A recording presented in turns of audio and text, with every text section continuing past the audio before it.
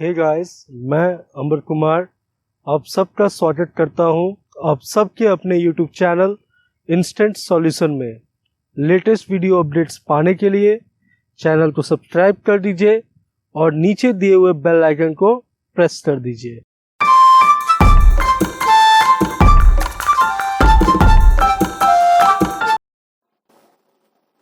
So guys, आज का हमारा टॉपिक है प्रपोजल और offer.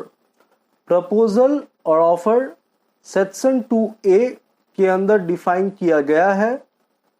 When one person signifies to another his willingness to do or abstain from doing anything with a view of obtaining the assent of that other to such act or substance, he is said to make a proposal or offer. Let us take an example. A's willingness to sell his radio set to B of worth rupees 500. If B accept the purchase of the same, then it will amount to proposal from A to B.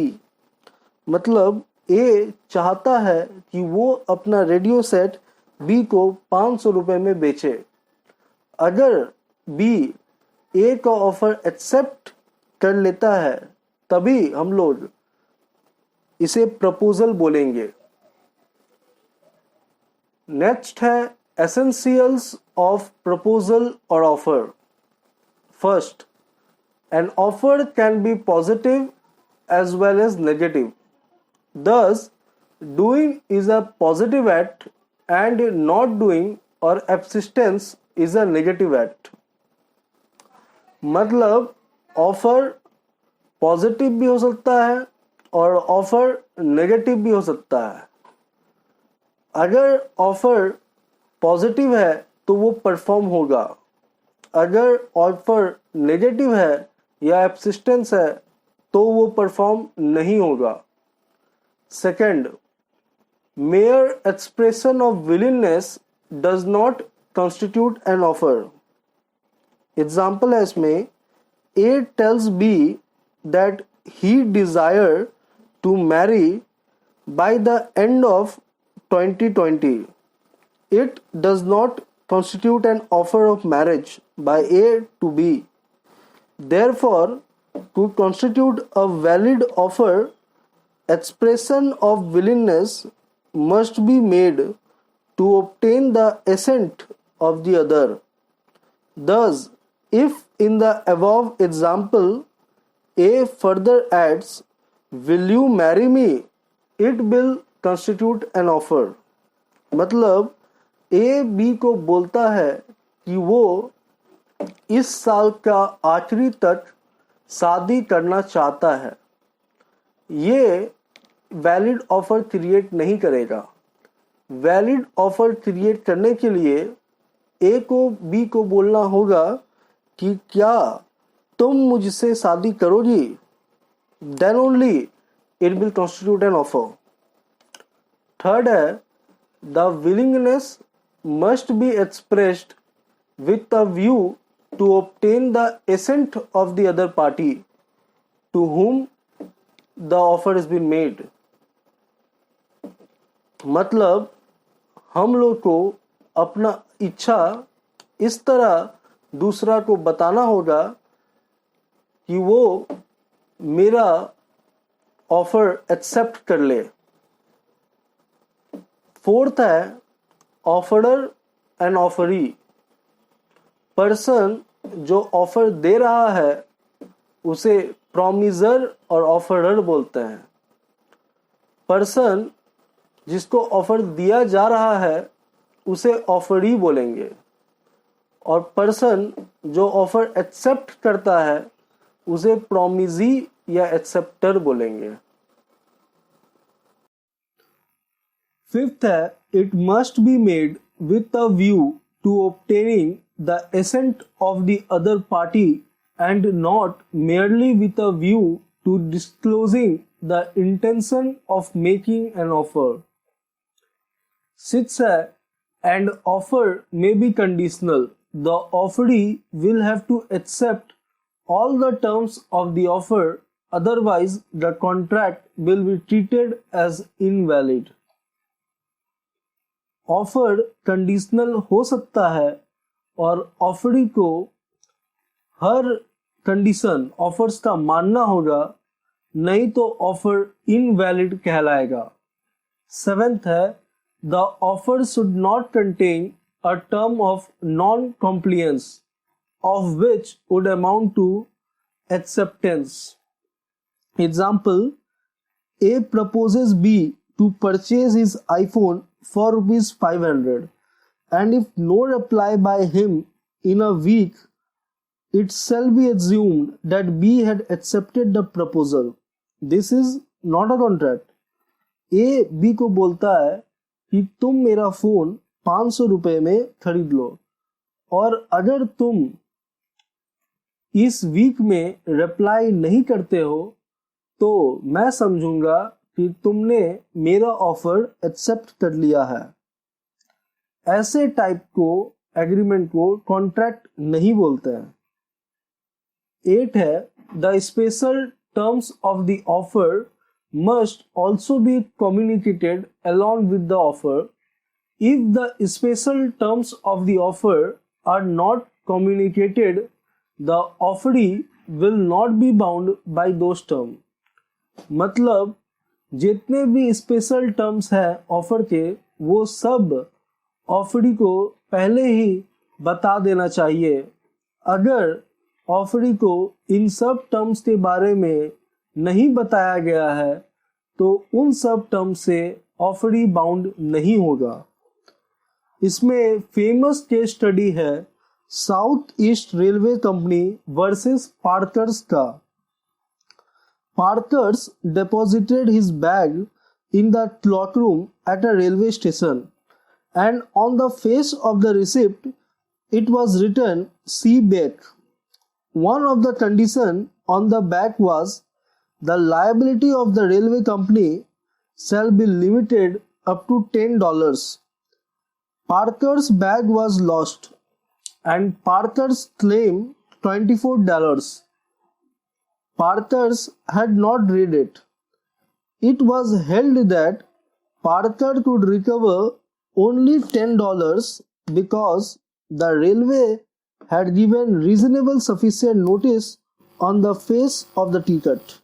मतलब Parker ने अपना bag railway station का clock room में deposit करवाया, और Parker को जो receipt मिला साउथ ईस्ट रेलवे कंपनी की तरफ से, उसमें लिखा हुआ था सी बैक।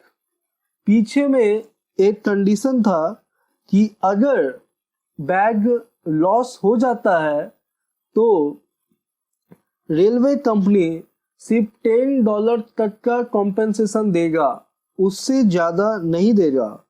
बट पार्कर ने $24 क्लेम किया। पार्कर ने वो नोटिस नहीं पढ़ा था, तो ये डिसाइड हुआ कि पार्कर्स को सिर्फ $10 ही मिलेगा रेलवे कंपनी से, क्योंकि रेलवे कंपनी ने फेस ऑफ द टिकट में ऑलरेडी इन्फॉर्म कर दिया था। नेक्स्ट है 9, the offer must be distinguished from an invitation to offer. मतलब ऑफर अलग होता है, इन्विटेशन टू ऑफर अलग होता है। दोनों को हम लोग एक जैसा ट्रीट नहीं कर सकते हैं। 10th है an offer must be different from a mayor declaration of intention that an offer will be made और इन्वाइटेड इन फ्यूचर।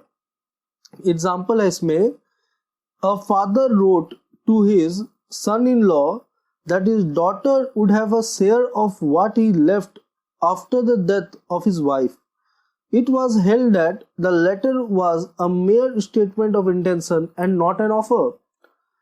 एक फादर अपना सन इन लॉ को एक लेटर लिखता है और उसमें बोलता है कि उसका वाइफ का मरने के बाद उसका बेटी के नाम से कुछ प्रॉपर्टी होगा, सो ऐसे ऑफर को हम लोग सिर्फ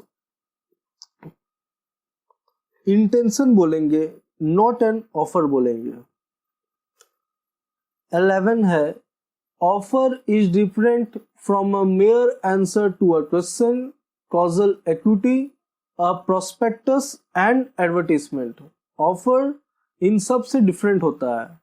क्वेश्चन से डिफरेंट होता है ऑफर, कॉजल इक्विटी से डिफरेंट होता है ऑफर, और प्रोस्पेक्टस एंड एडवर्टीजमेंट से भी डिफरेंस होता है ऑफर। इसमें भी एक बहुत फेमस केस स्टडी है हार्वी वर्सेस फेसेई का।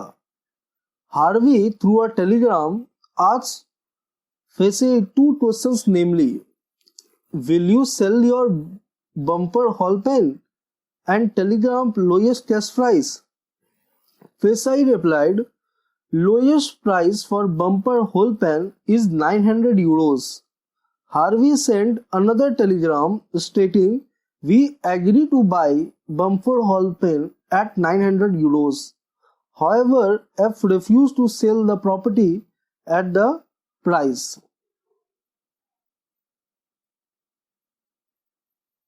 ओके मतलब हार्वी टेलीग्राम से पूछता है फेसेई से कि क्या तुम मेरा बम्पर हॉल पेन खरीदोगे और टेलीग्राम का लोएस्ट कैश प्राइस कितना है। फेसेई रिप्लाई करता है कि बम्पर हॉल पेन का लोएस्ट प्राइस 900 यूरोज है। हार्वी एक और टेलीग्राम लिखता है और उसमें वो बोलता है कि उसकी कंपनी तैयार है बम्पर हॉल पेन को 900 यूरो में खरीदने के लिए, लेकिन फेसेई उस दाम में बम्पर हॉल पेन को बेचने से इनकार कर देता है।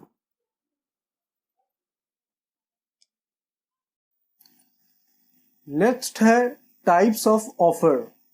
इसमें सबसे पहला पॉइंट है general offer. It is an offer made to the public in general and hence anyone can accept and do the desired act before the offer is revoked. Example है इसमें, a company advertised to give a reward to anyone who is contracted by influenza after using the medicine of the company. Mrs. Carlyle purchased the advertised medicine and contracted influenza. It was decided that she could recover the reward. मतलब एक company ने advertise किया था कि कोई भी इंसान अगर उस कंपनी का मेडिसिन यूज करता है और अगर उसे मेडिसिन यूज करने से इन्फ्लुएंजा हो जाता है तो कंपनी उसे कॉम्पेंसेशन चार्ज देगा।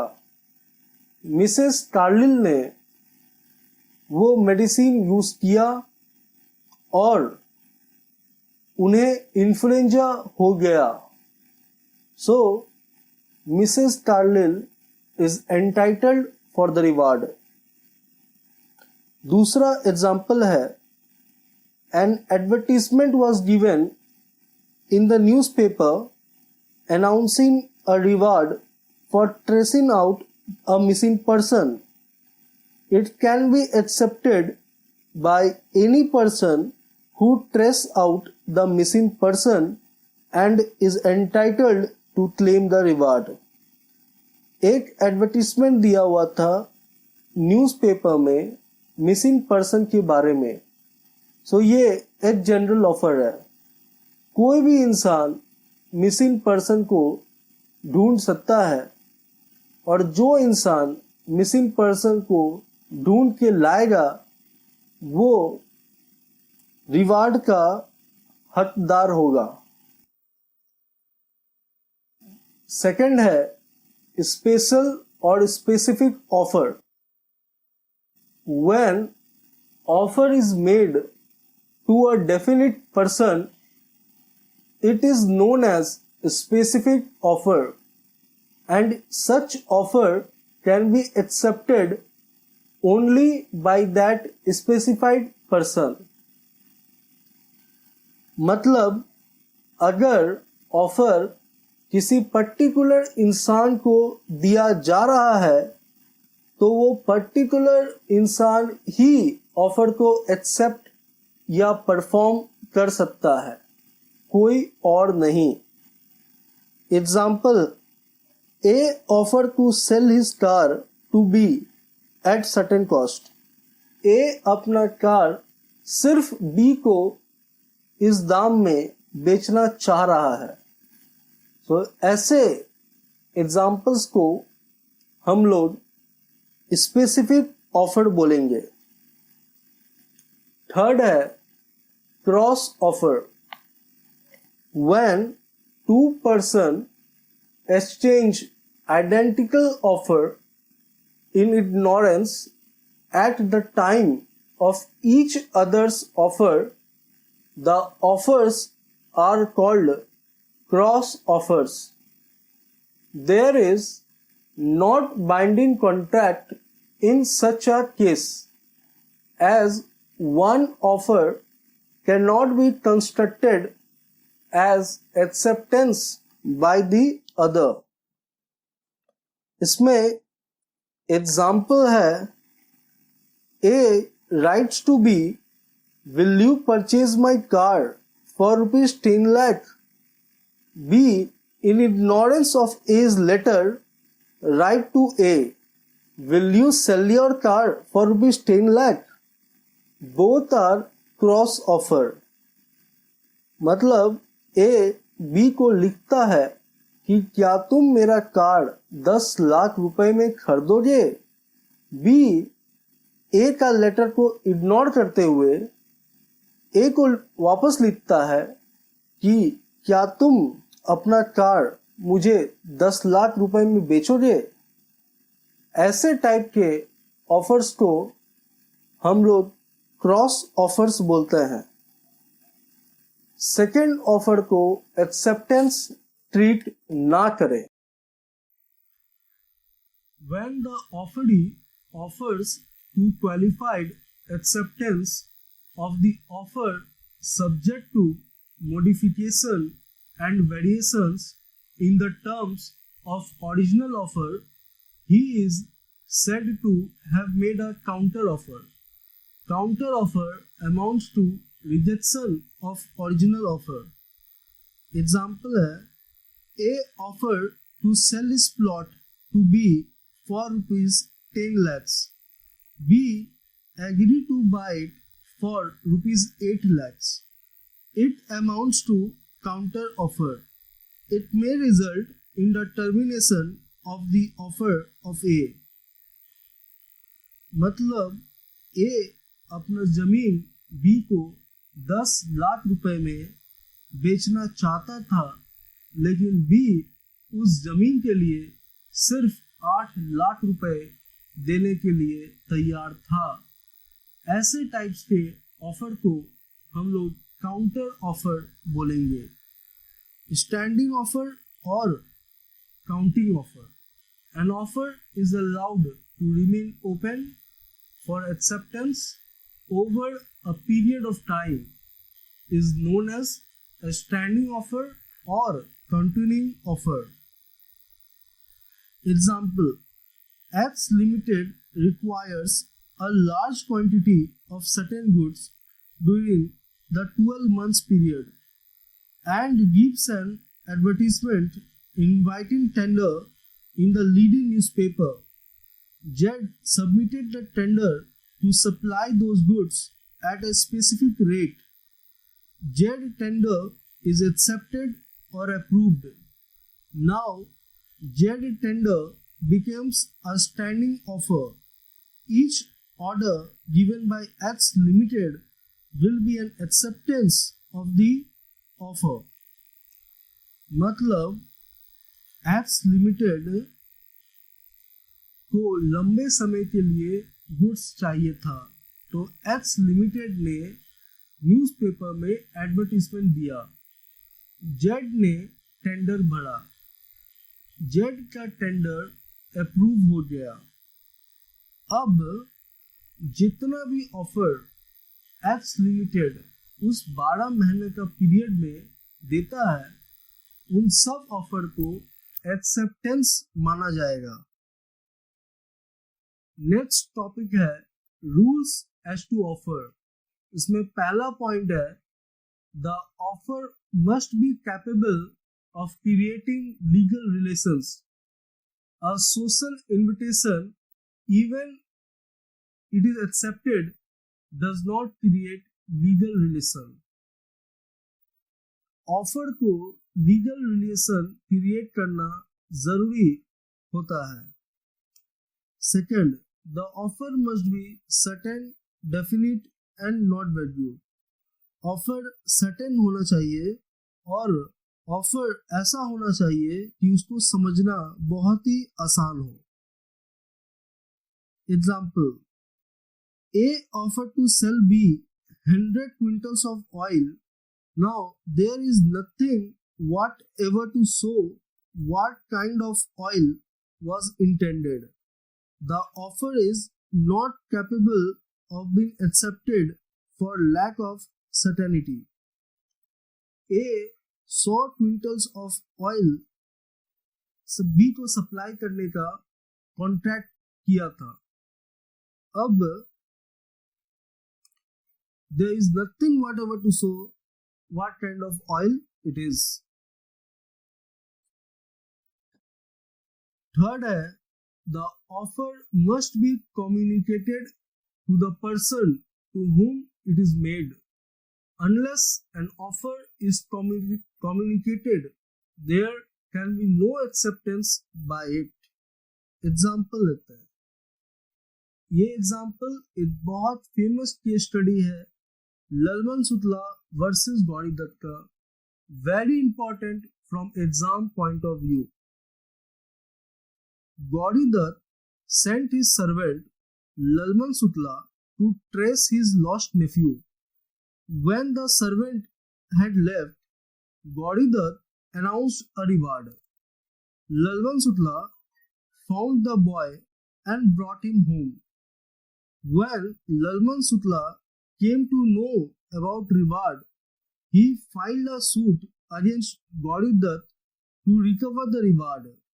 It was held that Lalman Sutla was not entitled to the reward because he did not know about the reward when he found the missing boy. मतलब गौरी दत्त ने अपना सर्वेंट ललमन सुतला को अपना भतीजा को ढूंढने के लिए भेजा। जैसे सर्वेंट भतीजा को ढूंढने के लिए गया, वैसे गौरी दत्त ने रिवार्ड अनाउंस करवा दिया। ललमन सुतला ने नेफ्यू को ढूंढ लिया और उसे वापस घर ले आया। और जब ललमन सुतला को रिवार्ड के बारे में मालूम चला तो उसने गौरी दत्त के खिलाफ केस कर दिया। सो ये डिसाइड हुआ कि ललमन सुतला को रिवार्ड नहीं मिलेगा, क्योंकि जब ये ऑफर अनाउंस हुआ था तब ललमन सुतला को पता नहीं था उस ऑफर के बारे में। नेक्स्ट है the offer may be express or implied. An offer may be either by words or by conduct. Example है a boy starts cleaning the car as it stops on the traffic signal without being asked to do so. In such circumstances, any reasonable man could guess that he accept to be paid for this. Here, boy makes an implied offer. एक लड़का रास्ते में गाड़ी रुका तो वो उसे साफ करने लगा। वो कोई भी इंसान ये समझ जाएगा कि उस बच्चे को उसके लिए पैसा दिया जाए, बिकॉज वो इम्प्लाइड ऑफर कर रहा है। Thank you guys for watching this video. I hope ये वीडियो आपको अच्छा लगा हो। अगर अच्छा लगा हो तो शेयर कीजिए, लाइक कीजिए और कमेंट करके बताइए।